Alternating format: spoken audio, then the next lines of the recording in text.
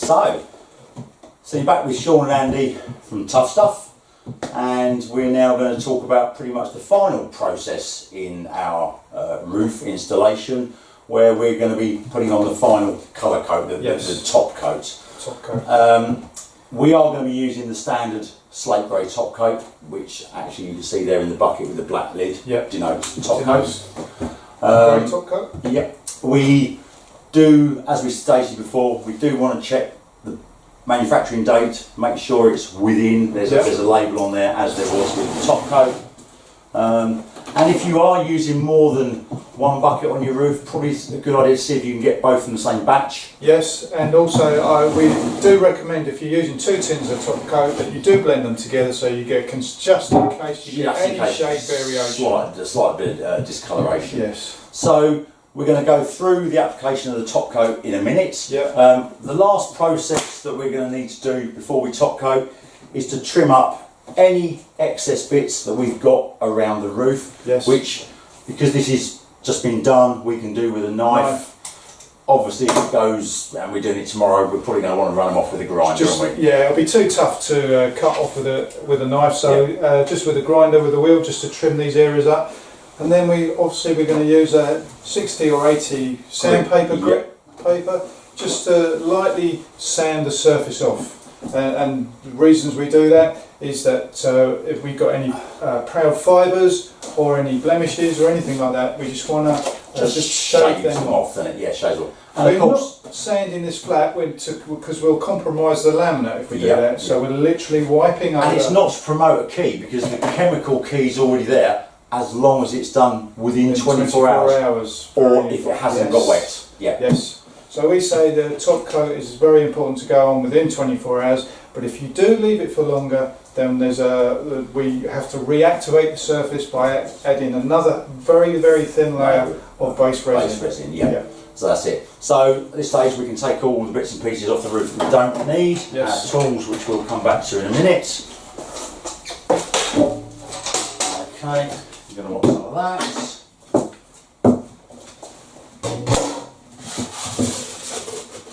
So we're using red oxide 80 grit. You can see 60-80 grit to do this. And as I say, we're lightly sanding over the surface of the roof. But what we're going to do is we're going to polish up all our corners nice and smooth. As I say, we mentioned in earlier episodes that this is the bit that people see from street level, and this is the bit that people think we've done a good job.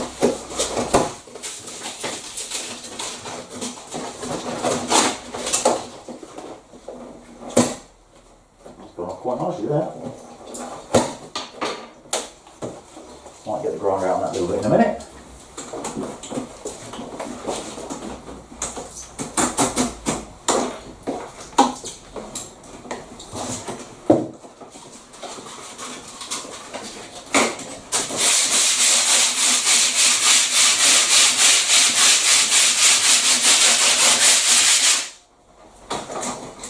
So that is literally all the sanding that we really have to do.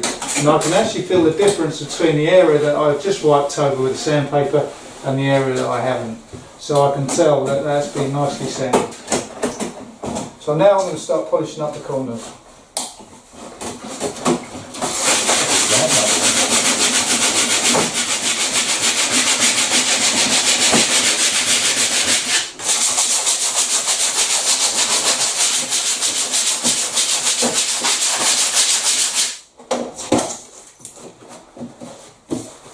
As you can see, the areas that I've used the tissue, fine tissue on there, there's not much preparation needed. If I hadn't used that tissue, then I would be actually sanding that quite a lot, nice and flat, and maybe using some more resin just to fill in all that heavy weed. But that tissue is really, really worth using.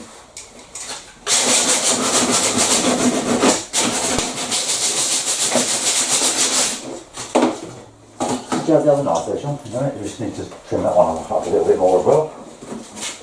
So,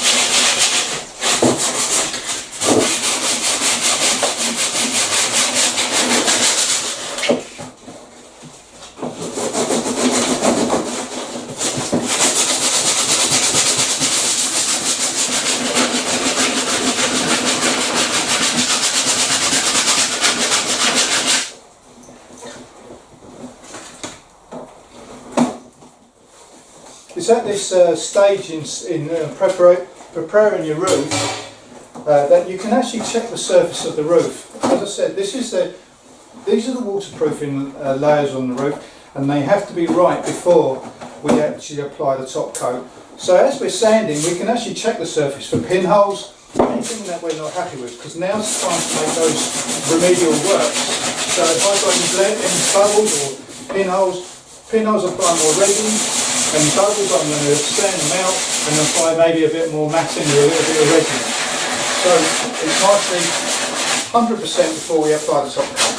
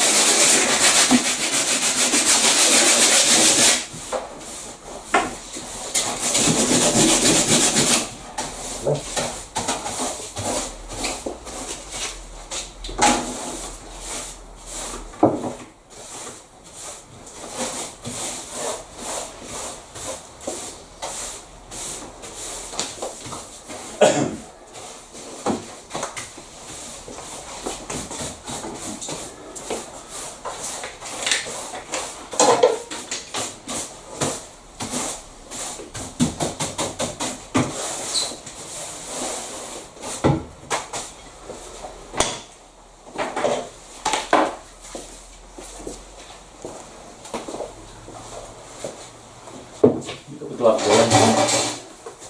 Lovely. Oh. Fine. There you go. Right. Cheers, Nicky. Oh. So there you go. Nicely prepared roof.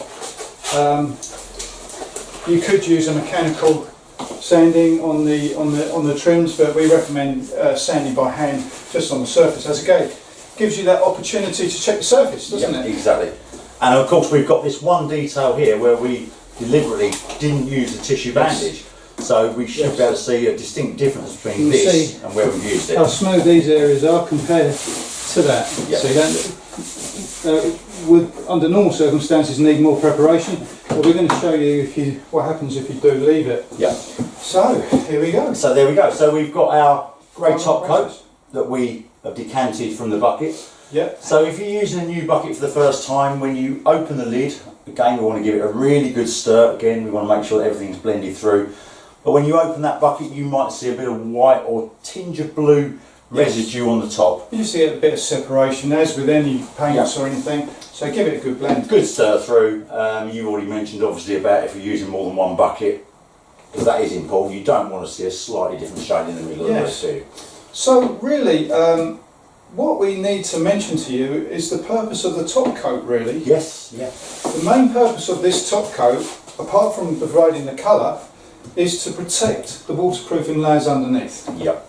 So this will protect from UV, rain, snow, sunshine, acid rain, might be under flight paths of aeroplanes, saline from coastal areas. So this top coat takes the punishment and protects these layers. So literally once we're all swept off and happy to go, we're going to use the top coat again. We're going to put the catalyst in. Yes. I wonder if it's still 16 degrees. Oh, look at that, it's 16 degrees. There you go. So we go to with the top coats, we go to the same charts as we do with the base resin. I don't know about you, Andy, but I find it probably makes the top coat resin go off a little bit faster. Yes, seems to, doesn't it? But we're not working with the fiberglass matting. We're actually just applying a thin layer. It's a painting and rolling process now, isn't it? It is. So it's a painter's job. Yeah, that's it. This goes down at a rate of ½ litre per metre. So we need to make sure that you get a nice even spread over the surface of the roof. We don't want areas that are too thick, we don't want them too thin, because you're going to have surface tensions. So, exactly. So if we wanted a roof in a particular application that the customer wanted it a little bit smoother maybe than their neighbours, we don't want to be putting on extra thick top coat, because that, as the roof flexes, can cause it to craze, can't it?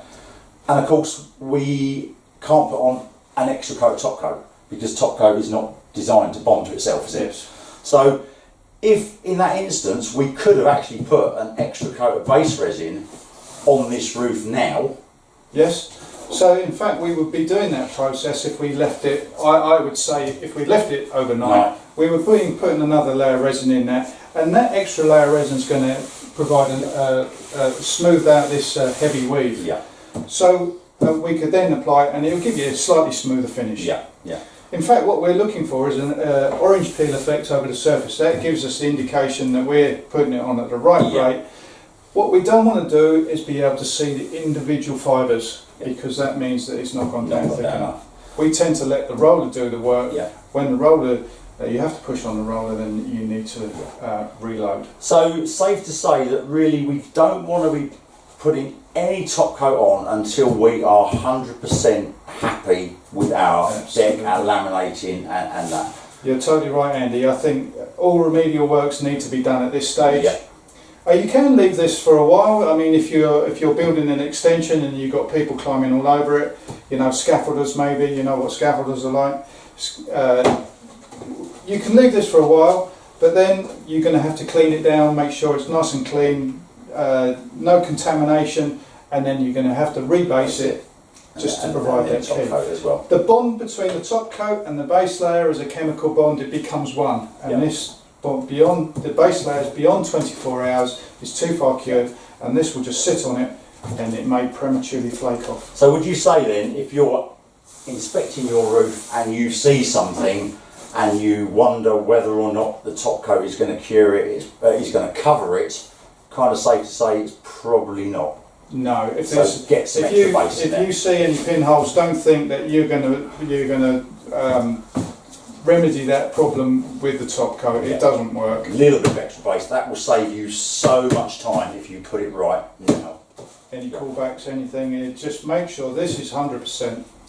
And really, in 25 years' time, 30 years' time, you could sand this top coat back to these base layers, rebase, because, and then you reapply your top coats because you realise that this top coat has protected these base layers all that time. It should be as Done its job. Done its job. as it was laid. Yeah, exactly. So, for this we're going to be using one of the small rollers because it's quite a small area. If you were doing larger areas, your 7-inch roller on your extendable pole. We've got brushes as well for getting into difficult areas. What we have also got as well is an offcut of our upstand trim. Yes. Because quite useful, as we come around the edge, we can actually slide that up under our trims, and now when we paint that bottom edge, we're not painting their fascias. Absolutely, that just finishes off that bottom edge there, so you don't get the two-tone stripe. Yeah. So we've got again everything we need on the roof and nothing that we don't need. Yes.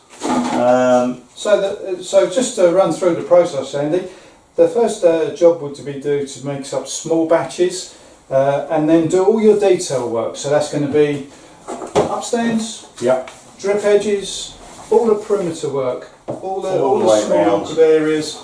And once you've done that, you can then big roller, Big roller. big bucket, Yeah. and do the field area. And you cover quite a lot of meterage as well, quite quickly. Absolutely, yeah. And don't be afraid to keep that roller loaded up.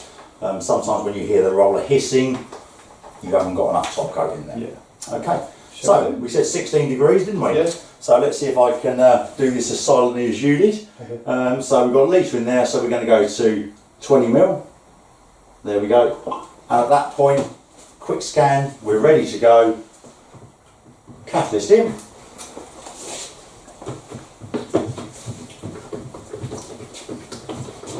Nice thorough stir.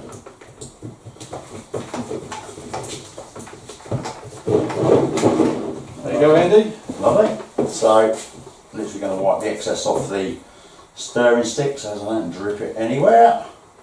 I'll give that to you. Again, gives us an opportunity. Put the roller straight in the bucket. Giving a little bit of extra stir. Getting that roller nicely saturated. And a bit of a flick off. So we're now ready to start coming around and doing our detailing. So I can come nicely around, making sure that I'm covering everything.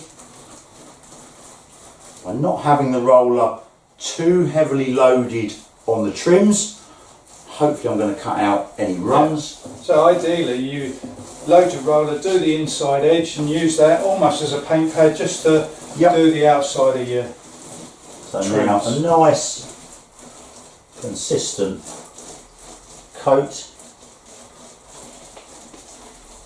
Making sure we haven't missed anything, so I can just come round onto the front of there, and then any small areas I can then come in with my brush and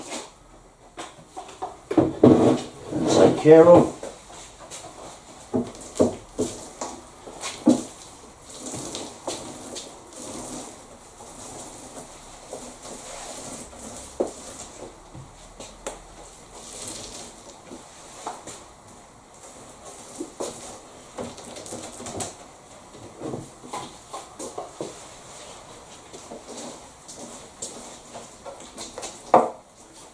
Oh, just to mention that we could have all put all our flashings in position, all our tiles and back in our dormers, because these items are actually protecting the system from the elements already. So we don't need to top coat under those. So we can put all that sort of work, get all that sort of work done prior to top coating. So we're actually nicely cleaned down, no dust.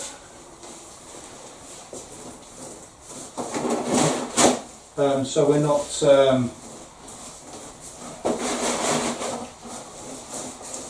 causing any damage to the roof. And now any excess top coat is on that scrap bit of trim. rather than on their fascias.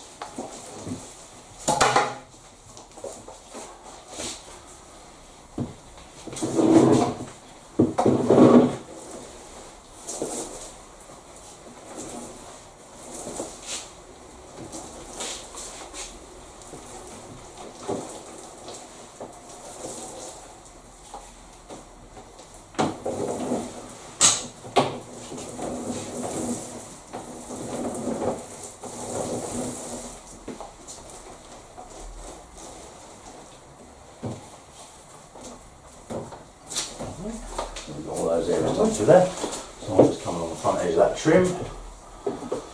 We can swap places.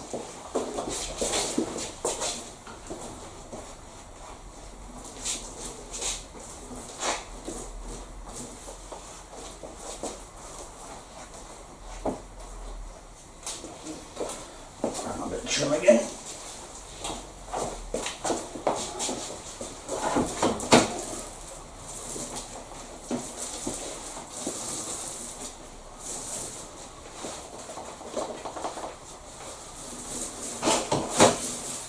Okay, so all our perimeters are done, and it's now well worth walking around your job at this time, checking all your trims, making sure that they're all consistently covered, nice and tidy. Okay, once you're happy with that, we can then start laying our resins in the field area. So if you can imagine this is a larger roof, what we would do is block out the roof. So as I say, we would be using a big roller with a pole on it. But what we would do, we'd start in one corner of the roof, heading towards our exit point, of course. Yeah, don't want to paint yourself into a corner. So now it has been known. Gives us the opportunity, we're going to bend over and we're going to get a nice even coverage rate. So the actual technique when we're actually laying the resins is to let the roller do the work. So no pressure on the roller. So we're just going to work in one direction, backwards and forwards, and as I said, we're looking for that orange peel effect. I don't know if it picks it up on the camera, but if you just see it, you've got to see a gentle weave. But what we're not getting is the individual fibres. As soon as I have to start pushing on that roller, then I really need to start reloading. Yeah. Would you ever consider, Sean, tipping the bucket up and then trying to push around the puddles? Not when I'm laying laminate No. or when I'm doing No. top coat. It's nonsensical. It's not worth doing it. So once I've done an area, I'm going to have a good look, make sure that I've covered everything. There's no areas that I've missed, because as we mentioned just now, you cannot apply top coat to top coat. No. So if you come back in a few days and go, oh, I missed a load, and put it on, it will just flake off. Yeah. Okay, so it's one top coat and one top coat only. The other little thing to notice is if I'm working in one direction, but if I was to then go and work in another direction, I might not see it now, but once the roof is cured, it stands out. So you're going to see that odd. Yeah, so just you really want to keep your So you roller just want strokes. to keep it all in one direction. Yeah. Not like the band.